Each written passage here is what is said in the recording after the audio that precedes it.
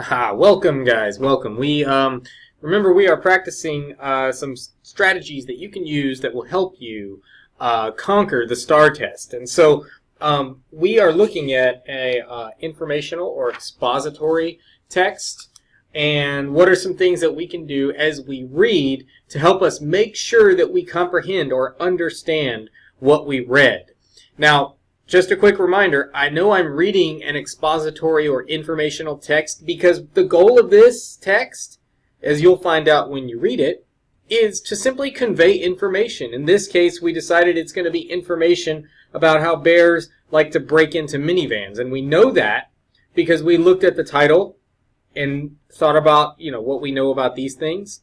And we looked at the text features, like these little inset pictures down here, and on the back we also noted that we had some a graph. And so all that gave us a little information even before we read that lets us know that this is an informational text. It's not trying to convince me of anything, and it's not telling me a story. Okay, so one thing that I do while I read, I'm constantly doing this, whether I write it down or not, and I'm going to ask that you write it down, is while I'm reading, I'm just kind of asking myself, like, okay, really, what is this saying? Just like, in general, what is this about? Over in this column, we sometimes call it the say column. Sometimes I call it the what is the author telling me column. But all it is a quick summary as I read of what is happening in this article. That's it, man. Just really, for every paragraph or two, just a few words, a sentence or less, telling me what's happening. What was that paragraph mostly about? What's the author saying? That's it. So try it out with me. I'll do one or two with you, and then I'll turn things over to you to see if you can start summarizing the rest, just like if you were on a STAAR test. So here we go. Follow along with me as I read. I'm going to start here with black bears.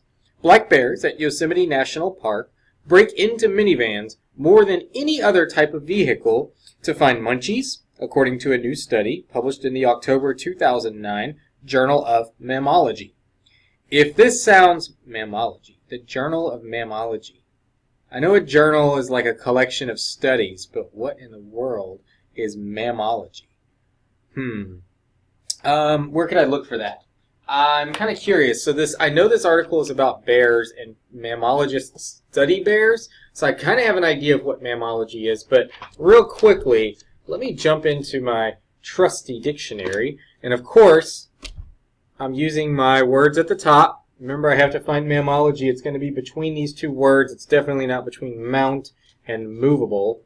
But if I back up just a little, nope, go back forward, malign and mammi. Nope, one more maybe. Up over here. Oh, can you see that? Hold on. Can you see it now? There we go. Mammal and mandarinate. Okay, I think it's on this page. So I have mammal.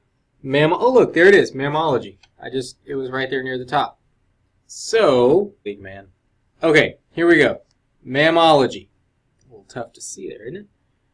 Okay, a bunch of stuff like how it's pronounced, where it came from. Alright, where the word came from. Here's the definition starting here after the colon.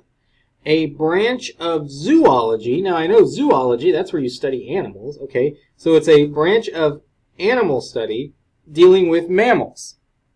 Right, I probably could have figured that out by looking at the word. Ology being the study, mammals, so study of mammals, so study of those types of animals. Okay, I understand that mammalogy is the study of mammals. Got it. Back to my article then, if I zoom back out a little tiny bit. I know that mammalogists have decided that bears break into minivans more than others. Okay, so if this sounds like one of the elaborate faux studies cooked up by the Journal of Irreproducible Results, rest assured that actual trained mammalogists, there you go, those people who study mammals, so scientists, are behind this one, albeit mammalogists who have a sense of humor about their Jellystone-esque research. Couple things happening there. This is not a real thing, right? Journal of Irreproducible Results. Irreproducible Results. That's not a real thing. They're being sarcastic. They have to be, right? There's no such journal. Also, this Jellystone-esque, that's an allusion to like Yogi Bear. Okay, so they're clearly not being very serious about what's happening here with these animals. So, okay, all right, cool. The press release announcing the study is titled Yosemite Black Bears Select Minivan as Car of the Year. Again, a little bit of, I think they're trying to be humorous here. And the article begins. Okay, so this whole paragraph, what was this paragraph about? What was the author saying in this paragraph? Basically, there's this study. So a study shows what?